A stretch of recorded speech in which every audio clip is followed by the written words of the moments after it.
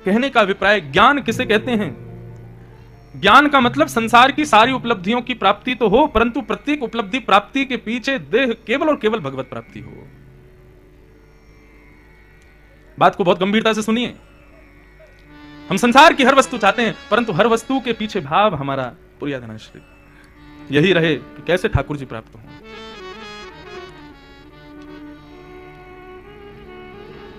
एक महाकाल भगवान का बहुत बड़ा भक्त था, बहुत ध्यान से सुनना। नित्य महाकाल भगवान पर उसको बिल्वपत्र चढ़ाना होता था। उसका नियम तभी पूर्ण होता था जब वो भगवान शिव पर जाकर के बिल्वपत्र चढ़ाता था। जिस नगर में वो भक्त रहता था, उस नगर का राजा भी बहुत बड़ा भक्त था, और उस राजा ने तो ऐसा किया कि एक पूरा बगीचा ही खरीद करके उसमें सारे बिल्वपत्र ही लगा दिए। सब लोग बहुत ध्यान से सुनो, पानी पी लो लेकिन ध्यान से सुनो।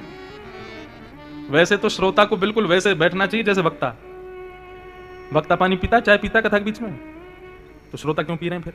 चलो पी लो, कोई बात नहीं, आज के लिए छूट है, पहला दिन है, लेकिन कल से अपने सब व्यवस्थाएं पहले ही पूर्ण करके बैठना। बीच में कोई आना नहीं चाहिए। कई कथाओं में तो चाय बिस्किट भी बंटते हैं बीच कथा में। बताओ,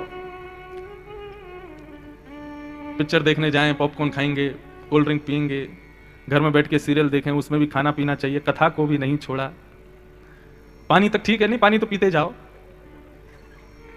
क्योंकि आप लोगों के हाथ में ग्लास देख के प्यास तो मुझे भी लग रही है, लेकिन आप लोग पियो प्रेम से। हमारा तो मर्यादा है भैया, हम तो 4 घंटा बाद ही पिएंगे। लेकिन ये चढ़ाने का तरीका अच्छा तो नहीं।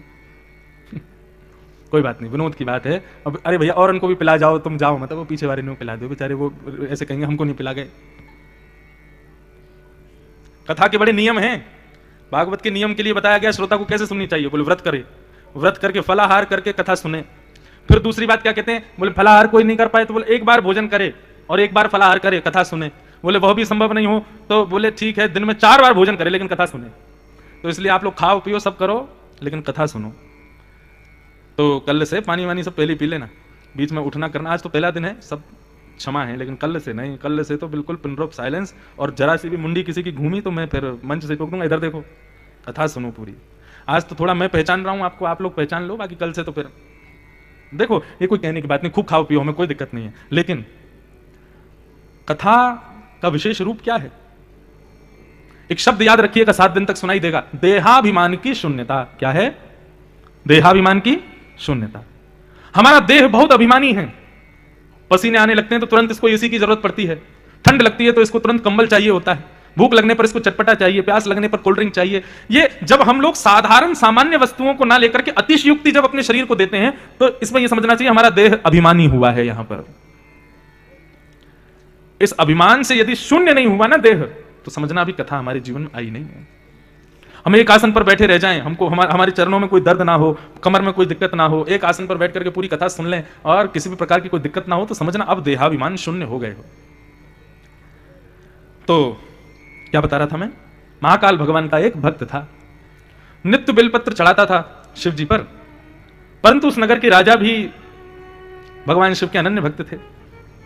तो उस नगर के राजा ने तो एक बहुत बड़ा बगीचा खरीद लिया, उसमें बेलपत्र के वृक्ष लगा दिए और नित्य वहीं से बेलपत्र तोड़ता और भगवान शिव पर चढ़ाता था। अब यह भी होड़ रहती थी उस साधारण भक्त में और राजा में कि पहले कौन चढ़ाएगा। तो वो भक्त क्या करता था कि सुबह सुबह मंदिर खुलते समय ही पहुंच जाता था, तो जाकर के बेलपत्र चढ़ा देता था। परंतु है तो वो साधारण, राजा के आगे तो उसकी नहीं चलेगी। राजा ने नियम लगा दिया, मुझसे पहले बेलपत्र नहीं चढ़ना चाहिए, इसलिए ऐसे कर दो जब तक मैं मंदिर में ना हूं तब तक मंदिर खुलना ही नहीं चाहिए। अब वो साधारण भक्त जो था वो बड़ा दुखी हो गया, बोले क्या करूं, राजा अपनी मनमानी से सब आगे चला जाता है, मुझसे पहले ही सब कर देता है। तो उस भक्त ने मन में विचार किया कि इसके खुद का बगीचा है बिल्वपत्रों का, ये वहीं से बिल्वपत्र तोड़ के लाता है और शंकर जी पर चढ़ाता है। अगर क्या हो कि इसके बिल्वपत्र के बगीचे में बिल्वपत्र ही ना बचे, सबको मैं तोड़ के ले जाऊं और जाके शंकर जी पर चढ़ा दूं, तो इसको चढ़ाने के लिए इसके पास कुछ बचेगा नहीं और मैं फिर अपनी भक्ति आनंद से करूंगा। और उसने वही किया। अब वो बाहर की वजह राजा के बगीचे में जाता और वहां से बिल्वपत्र तोड़ के ले जाता। अब राजा बिल्वपत्र तोड़ने जाता तो कुछ मिलता ही नहीं था और यहां बहुत विलंब होने की वजह से मंदिर खोलना पड़ता था, तो सबसे पहले वो भक्ति बिल्वपत्र चढ़ा देता था। राजा ने एक बार सैनिकों से कहा कि भाई कौन हमारे बिल्वपत्रों को तोड़ ले जाता है? तो बोले बोले वो एक भक्त है जो आपसे पैज लगाता है ठाकुर जी की सेवा में, शंकर जी की सेवा में, वही आता है, वही रोज तोड़ के ले जाता है। राजा ने कहा उसको पकड़ो, उसको बंदी बनाती क्यों नहीं हूं, हमारे बगीचे से हमारी बिना आज्ञा के कैसे बेलपत्र तोड़ देता है। बोले महाराज उसके पास में एक विद्या है। बोले कैसी विद्या? बोले अंतर ध्यान होने की विद्या, वो अदृश्य हो जाता है, हम जैसे उसको पकड़ने के लिए जाते हैं वो अदृश्य हो जाता है, वो गायब हो जाता है। बहुत ध्यान से सुनिएगा। राजा बड़े दुखी हुए, बोले क्या करें। तब राजा ने एक बार अपने गुरुदेव से कहा, बोले गुरुजी ऐसे एक बात बताइए, यदि किसी व्यक्ति के पास बहुत सिद्धियां हों, उन सिद्धियों को नष्ट कैसे किया जा सकता है? किसी भी प्रकार की सिद्धि। अच्छा एक बात बताऊं, हम सब जितने भी लोग यहां बैठे हैं ना, हम सबके भीतर कोई ना कोई दैवी शक्ति सबके भीतर है। जैसे कई लोगों के अंदर ऐसा होता है कि वो वातावरण से पहचान जाते हैं कि स्थान कैसा है। मुझे कभी कभी ऐसा होता है कि जैसे मैं कहीं किसी जगह जाता हूं, नई नई जगह जाता हूं, हर 7 दिन में मेरी जगह बदल जाती है। कई जगह मेरा मन ही नहीं लगता बिल्कुल, क्यों? वहां का वातावरण मुझे छूता नहीं। लेकिन कई जगह ऐसी होती है वहां पर पहला पहुंचते ही इतना मन लगता है कि 7 दिन बाद कथा पूरी होती तो मैं भावुक हो जाता हूं कि मुझे यहां से जाना पड़ेगा। और ऐसा केवल एक ही स्थान है पूरी भारत में, वो है बद्रीनाथ। बद्रीनाथ में कथा विराम होती है, सबसे ज्यादा हृदय शुद्ध होता है मेरा, वहां से मेरा आने का मन नहीं करता, वहां का वातावरण मुझे स्पर्श करता है। ऐसे सबके भीतर अगर आप लोग खोजेंगे तो आपके भीतर भी कोई ना कोई दैवी शक्ति सबके अंदर होती है। ऐसे ही कईयों के अंदर दैवी शक्ति होती है कि वो दूसरे व्यक्ति से मिलते हैं तो उसके साधारण से बात करने पर ही समझ जाते हैं कि कैसा है। हमारे पूज्य पिताजी महाराज, वो व्यक्ति के प्रणाम करने मात्र से पहचान जाते हैं कि ये ब्राह्मण है कि बनिया है कि मारवाड़ी है, कौन है, वो सब समझ जाते हैं। और उसके 4 वचन बोलने पर समझ जाते हैं, लोभी है, क्रोधी है, भोगी है, कैसा है, वो सब समझ जाते हैं। उसके जाते वो पूरी हिस्ट्री बता देते हैं, बोले ऐसा होगा ऐसा होगा। मैंने कहा पिताजी आप तो ये अनुभव हो जाता है। और दूसरी एक और बात ऐसा कह लीजिए, हम लोग इतना भ्रमण करते हैं ना, इतना घूमते रहते हैं, हर हफ्ते हम लोग नए लोगों से मिलते हैं, नए जगह जाते हैं, नए जगह का पानी हवा, उससे भी बहुत अनुभव होता है। शास्त्र आज्ञा करते हैं ब्रह्मणात् पूज्यते विप्र, जो विप्र बहुत भ्रमण करता है वो पूजन का अधिकारी होता है। क्यों? उसको बहुत अनुभव हो जाता है। हमारी कथा में 50 साल 70 वर्ष के लोग भी आते हैं, लेकिन वह भी कहते हैं कि आप 26 वर्ष में वो बात बता देते हो जो 70 साल में हमने कभी सुनी नहीं। कैसे? तो मैं कहता हूं ऐसा नहीं कि मेरे गुरुजी मुझे सब पढ़ा, गुरुजी ने तो सीमित पढ़ाया, बाकी सब तो भ्रमण से मिल जाता है, घूमने से, जगह जगह जाने से बहुत कुछ प्राप्त होता है। तो सबके भीतर कोई ना कोई सिद्धियां होती ही होती हैं। तो इन दैवी शक्तियों को, सिद्धियों को यदि नष्ट करना हो तो उसके लिए क्या उपाय है? राजा ने पूछा। तो राजा के गुरुदेव ने बताया, बोले कि भगवान के अंग पर चढ़ा हुआ निर्माल्य यदि किसी व्यक्ति के पैर के नीचे आ जाए तो उसकी दैवी सिद्धियां नष्ट हो जाती हैं। ध्यान से सुनिए, मंदिर परिसर में यदि ठाकुर जी पर चढ़ी हुई माला, ठाकुर जी पर चढ़ा हुआ दूध, ठाकुर जी पर चढ़ा हुआ जल, ठाकुर जी पर अर्पित की हुई कोई भी वस्तु पर यदि मंदिर परिसर में अगर हमारा पांव लग जाता है तो अपराध नहीं है। लेकिन मंदिर परिसर से बाहर यदि उस वस्तु पर अगर हमारे पैर पड़ गए या किसी का भी पैर पड़ गया तो सबसे पहला क्या करता है, उसके भीतर जितनी भी दैविकता हैं, जल्दी याद करने की क्षमता हो, पुरानी स्मृतियों को याद करने की क्षमता हो, या कोई भी उसके अंदर जो दैवी शक्तियां होती हैं उनको नष्ट करती है वो। इसलिए हमारे यहां निवेदन किया जाता है, भगवान के मंदिर में या तो माला स्वीकार करो मत, यदि भगवान की उतारी हुई माला कोई दे उसको कपड़े वपड़े में बांध के लाओ, या तो किसी वृक्ष के नीचे उसको पधरा दो, नहीं तो नदी में उसको प्रवाहित करो, कहीं उस पर पैर ना पड़ जाए किसी का। अरे इंद्र जब अपने पद से भ्रष्ट हो सकता है तो हम तो साधारण मानव हैं। राजा ने जब ये बात सुनी कि शंकर जी पर चढ़ा हुआ निर्माल्य यदि उसके पैरों के नीचे आ गया तो वो जो अंतर ध्यान होने की उसकी शक्ति है वो नष्ट हो जाएगी। तो राजा ने यही किया, 108 बिल्वपत्र शंकर जी पर चढ़ाए और शंकर जी पर चढ़ा करके उन बिल्वपत्रों को अपने बगीचे में फैला दिया। ब्रह्म मुहूर्त में अंधेरे में वो आएगा और जैसे इस पर पैर पड़ेगा तो उसकी सारी सिद्धियां नष्ट हो जाएंगी। प्रातः काल का समय ब्रह्म मुहूर्त में सैनिकों के बीच में हंसता हुआ आता था वो। क्यों? क्योंकि कोई उसको पकड़ ही नहीं सकता था, वो अंतर ध्यान हो जाता था। जैसे ही उसने बगीचे में प्रवेश किया, बगीचे में प्रवेश करते ही एक बिल्वपत्र पर पैर रख गया और पैर रख, उसको नहीं पता था कि उसकी शक्ति नष्ट हो गई है, परंतु सैनिकों को पता चल गया था कि इसने पैर रख दिया है और अब हम इसको पकड़ सकते हैं। अंदर जाकर के बिल्वपत्र तोड़ने लगा, हंस रहा था। सैनिक बोले आज हम तुझे बंदी बनाएंगे। बोले आओ आओ आओ बंदी बनाओ, पकड़ के दिखाओ मुझे। जैसे ही सैनिक पकड़ने के लिए गए, अंतर ध्यान होना चाहता था लेकिन उसकी सिद्धि नष्ट हो गई और वो अंतर ध्यान नहीं हो पाया और सैनिकों ने उसको बंदी बना लिया। राजा ने तलवार निकाली और उसको मारने के लिए आया और कहा तुम्हारी कोई अंतिम इच्छा हो तो मांग लो, अब मैं तुम्हारा वध करने वाला हूं, तुमने बहुत परेशान किया, मुझसे पहले शंकर जी की आराधना कर जाते हो हर बार। उसने कहा एक ही प्रार्थना है, मैं शंकर जी की स्तुति गाना चाहता हूं। और उसने शंकर जी की स्तुति गाई। ऐसा कहते हैं शिव महिम्न स्तोत्र का गान किया। स्तुतियों में सर्वश्रेष्ठ स्तुति यदि कोई है तो वो शिव महिम्न स्तोत्र है। और ऐसा भी लिखते हैं कि शिव महिम स्तोत्र का यदि कोई व्यक्ति गायन करता है, नित्य पाठ करता है, तो उसकी नष्ट हुई सिद्धियां, उसकी भूली हुई दैवी शक्तियां वो सब वापस आ जाती हैं। उसने वहीं बगीचे में बैठ करके शंकर जी की आराधना करते हुए शिव महिम स्तोत्र का गान किया और राजा से कहा, अब राजन तुम मुझे मार सकते हो। राजा ने जैसे ही तलवार उठा करके उसको मारना चाहा, उसने एक बार पुनः प्रयास किया अंतर ध्यान होने का। शिव महिम स्तोत्र का गान करने से उसकी नष्ट हुई जो दैवी विद्या थी वो पुनः जीवित हो गई। और जैसे ही राजा ने तलवार घुमाई, उसने अंतर ध्यान होने की विद्या को स्वीकार करते हुए जैसे ही गाया, तुरंत अंतर ध्यान हो गया और राजा उसको नहीं मार पाया। और वो वहां से अंतर ध्यान होकर ठाकुर जी के सन्मुख पहुंच गया। शंकर जी को जाकर के प्रणाम किया। राजा ने अपने गुरुदेव से जाकर के पूछा कि उसकी सिद्धि नष्ट हो गई थी, लेकिन जैसे ही मैं उसको मारने के लिए पहुंचा उसकी सिद्धि पुनः प्रकट क्यों हो गई? तब गुरुदेव ने बताया, बोले कि निर्माल्य पर पैर रखने से सिद्धि समाप्त होती है, परंतु जिन ठाकुर जी के निर्माल्य पर पैर रखा गया, यदि तभी उनसे क्षमा मांग ली जाए और कोई स्तुति गा ली जाए तो वह सिद्धि पुनः प्रकट हो जाती है। क्षमा नहीं मांगोगे तो सिद्धि नष्ट हो जाएगी। तब राजा ने कहा, मैं भी अब कहां तक उसको पकड़ूं। उसने जाकर के उस भक्त को क्षमा मांगी और कहा कि अब कल से मैं और तू दोनों एक साथ बिल्वपत्र चढ़ाया करेंगे ठाकुर जी के ऊपर जाके। इसे कहते हैं विवेक। हमारे पास जो कुछ भी है, चाहे वो हमारा आत्मबल हो, चाहे दैवी बल हो, चाहे धन बल हो, चाहे बुद्धि बल हो, सबके उद्देश्य में केवल ठाकुर जी की आराधना होनी चाहिए। और यदि ऐसा नहीं है तो हम भी रावण से कम नहीं है। इसे कहते हैं ज्ञान। और वैराग्य क्या है? भक्ति का दूसरा बेटा। वैराग्य का मतलब दो शब्द आपने सुने होंगे, राग और द्वेष। द्वेष का मतलब किसी से बैर करना, किसी की निंदा करना, किसी से बिल्कुल विमुख हो जाना।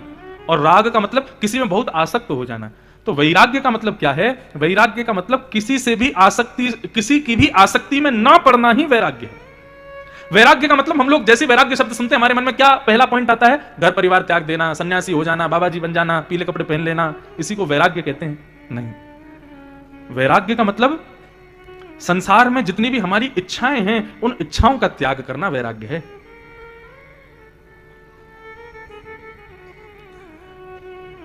अभी श्रीमद जगतगुरु रामानंदाचार्य धर्म चक्रवर्ती पद्म विभूषण जगत गुरु स्वामी श्री राम भद्राचार्य जी महाराज की अभी कल ही परसों ही कथा हमारे निवास पर पूर्ण हुई। हर वर्ष हमारे यहाँ कथा होती है। हम केवल कथा करना जानते हैं ऐसा नहीं, कथा सुनना भी जानते हैं। साल भर कथा करते हैं लेकिन साल में एक कथा हम भी कराते हैं। तो श्री राम भद्राचार्य जी की कथा थी अभी, अगले वर्ष भी उन्हीं की है। हर वर्ष होती है, अलग अलग वक्ता आते हैं, अलग अलग विद्वान आते हैं। तो उन्होंने एक प्रसंग सुनाया, तो एक प्रसंग में बड़ी अच्छी बात बोले लाला, साधु होने का मतलब क्या है? विरक्त होने का मतलब क्या है? बोले एक ब्राह्मण बोला कि मैं विरक्त होना चाहता हूं, मैं सन्यासी बनना चाहता हूं। तो उसकी पत्नी ने बड़ी अच्छी बात की, वो तो गा के बोल रहे थे, वो मुझे याद नहीं, लेकिन मैं केवल बात बताऊं। तो ब्राह्मणी बोली, यदि अपना घर छोड़ के तुम घर घर जाने वाले हो, ऐसे साधु बनने से कोई फायदा नहीं है। लेकिन 100 घर जाना ना पड़े, अपने घर में ही रह लो, यह साधु बनने से भी लाख गुना अच्छा है। विरक्त का मतलब, वैराग्य का मतलब यह नहीं होता कि हम घर का त्याग कर दें, पत्नी का, बच्चों का त्याग करके विरक्त महात्मा हो जाएं, सन्यासी हो जाएं। विरक्त होने का मतलब है वस्तुओं के बीच में रहते हुए भी वस्तु के प्रति आसक्त ना होना। यह है विरक्ति, वैराग्य। सामने कोई गोलगप्पे लाके रख दे और आपकी जीभ में अपने आप पानी आ जाए, समझना कि फिर वो कोई फायदा नहीं। कई लोग व्रत रखते हैं, एकादशी का व्रत रखते हैं, सोमवार का व्रत रखते हैं, मंगलवार का व्रत रखते हैं। तो घर में किसी एक व्यक्ति का व्रत होता है, बाकी लोग रोटी खाते हैं, बाकी लोग सब अपना चावल दाल सब खाते हैं। जिसका व्रत है वो फलाहार खाएगा। तो व्रत रखने वाला व्यक्ति, उसके पास में जैसे ही कोई दाल रोटी खाता हुआ आ जाता है तो वो कहता है मेरे सामने मत खाओ, मेरे सामने क्यों नहीं खाए, मेरा भी मन हो जाएगा फिर खाने का। एक बात कहें, शास्त्रों की यदि माने तो आपके सामने कोई भोजन कर रहा है और आप उसकी थाली में देख के आपकी जीभ में पानी आ गया और आप कह रहे हो मेरा व्रत में तो फलाहार ही खाऊंगा, तो आपकी जीभ में जब पानी आ गया ना उसकी थाली देख के, आपका व्रत उसी समय टूट जाएगा। व्रत का मतलब मैं वस्तु का परित्याग केवल जीव से करूं ऐसा नहीं, बुद्धि से भी होना चाहिए। मेरा एकादशी का व्रत है और सामने जैसी कोई 56 भोग ले आवे तो हे भगवान अगली बार डबल व्रत कर लूंगा, आज खाने दो। ऐसी एकादशी का क्या फायदा? मेरा एकादशी का व्रत है और सामने 56 भोग हो, 56 भोग देख करके भी आपके मन में आ जाए नहीं ये सब वस्तु व्यर्थ है, मैं तो आज एकादशी के व्रत में हूं, केवल फल पाऊंगा। इसको कहते हैं विरक्ति, इसको कहते हैं वैराग्य। एकादशी कब मनाते हैं हम लोग? एकादशी के दिन। एकादशी माने 11 मतलब हमारी 10 इंद्रियां और 11वां मन, इन सब का व्रत होना चाहिए, तब एकादशी मानी जाती है। केवल जिह्वा को ही अन्न ना देना एकादशी नहीं होता, केवल जिह्वा को अन्न ना देना व्रत नहीं होता। 10 इंद्रियां और 11वां सबसे विशेष मन, इसका विरक्त होना, वस्तु से विरक्त होना बहुत आवश्यक है। इसको वैराग्य कहते हैं। तो भक्ति के ये दो पुत्र हैं, पहला ज्ञान और दूसरा वैराग्य। इन दोनों को यदि हमने प्राप्त नहीं किया तो हमारे भीतर भक्ति होते हुए भी कभी वो भक्ति प्रसन्न नहीं रह सकती, कभी वो भक्ति हमारा कल्याण नहीं कर पाएगी। भक्ति को यदि प्रसन्न करना है तो ज्ञान वैराग्य को पुष्ट करो। और ज्ञान कहते हैं विवेक को, वैराग्य कहते हैं मन के वशीकरण को, सेल्फ कंट्रोल। ये वैराग्य है। भक्ति के दो पुत्र हैं। अब स्थिति यह है कि भक्ति तो सबके अंदर है लेकिन ज्ञान वैराग्य किसी के पास नहीं है, इसलिए भक्ति दुखी है। भक्ति ने नारद जी महाराज से कहा कि मैं बहुत दुखी हूं, मैं तो युवान हूं, मुझे तो सब करना चाहते हैं लेकिन मेरे पुत्र ज्ञान और वैराग्य को कोई नहीं चाहता। अब जब पुत्र ही प्रसन्न नहीं है तो मां कैसे प्रसन्न रह सकती है? नारद जी महाराज बोले तुम चिंता मत करो भक्ति महारानी, ये सब कलयुग का प्रभाव है। भक्ति महारानी कहने लगी कलयुग को मार दीजिए। बोले नहीं, कलयुग को मारा नहीं जा सकता। क्यों? कलयुग में लाख दुर्गुण है लेकिन कलयुग में एक बहुत बड़ा सद्गुण है। इस कलयुग में भी कोई सद्गुण है? हाँ, ध्यान से सुनो, इस कलयुग में सद्गुण क्या है? यत् फलम नास्ति तपसा ना योगेन समाधिनं तत्फलम लभते सम्यक् कलौ केशव कीर्तना। बहुत ध्यान से सुनिएगा, कलयुग का एक बहुत बड़ा सद्गुण है। क्या? अभी मैंने कहा महाकालेश्वर। अब महाकालेश्वर कहते ही आपके चित्त में अपने आप महाकाल भगवान आए कि नहीं आए? मैंने कहा ओमकारेश्वर। ओमकारेश्वर कहते ही ओमकारेश्वर भगवान की प्रतिमा, ओमकारेश्वर स्थान की जितनी भी मेमोरीज आपके हृदय में वो सब प्रकट हो जाएंगी। यह स्थिति केवल कलयुग में होती है, सतयुग त्रेता द्वापर में यह संभव नहीं है। मैंने कहा चतुर्भुज नारायण, तो चतुर्भुज नारायण कहते ही आपके हृदय में शंख चक्र गदा पद्मधारी नारायण तुरंत प्रकट हो जाएंगे। यह स्थिति केवल कलयुग में संभव है। सतयुग त्रेता द्वापर में इस स्थिति को प्राप्त करने के लिए जो हमारे यहां क्षण भर में हो जाती है उसके लिए हजार हजार वर्ष तक तपस्या करते हैं लोग। इसलिए कलयुग में तप का विधान नहीं है, तपस्या का विधान नहीं है। क्यों? क्योंकि यहां पर क्षण क्षण में ही ठाकुर जी प्रकट होते हैं हृदय में। तपस्या कहां करनी पड़ती है? सतयुग में, त्रेता में, द्वापर में। तो कलयुग का यह सद्गुण है बस कि यहां केवल केशव का कीर्तन सुनने मात्र से, केशव का नाम सुनने मात्र से हरिश्चित्तम समाचरित, हरि चित्त में प्रकट हो जाता है। इसलिए कलयुग बहुत श्रेष्ठ है। हम इस कलयुग को नहीं मार सकते। अगर रेशियो की बात करें, सतयुग में भगवत प्राप्त करना बहुत मुश्किल है, त्रेता में थोड़ा कम मुश्किल है, द्वापर में और कम मुश्किल है, कलयुग में तो बहुत आसान है।